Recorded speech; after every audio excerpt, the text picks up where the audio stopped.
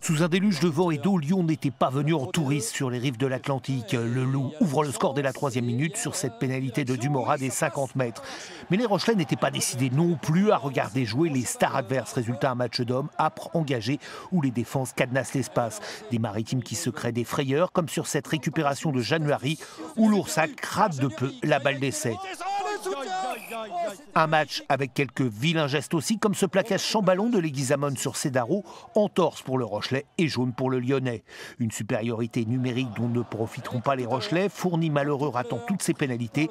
3-0 à la pause pour Lyon. Les Maritimes vont toutefois se reprendre en seconde période.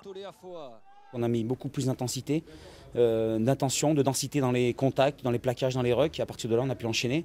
On a mis de la vitesse, il y a eu des très bonnes séquences de jeu en deuxième mi-temps.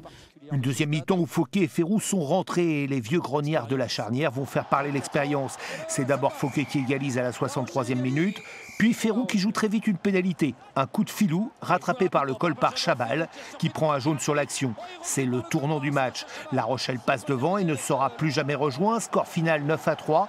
La Rochelle a dominé son sujet avec une défense qui ne prend plus d'essais. Les jaunes et noirs se sentent forts en ce début d'année. On est mieux physiquement et je pense que ça vient de là. Dès que tu es bien physiquement, après la première chose qui vient c'est la défense.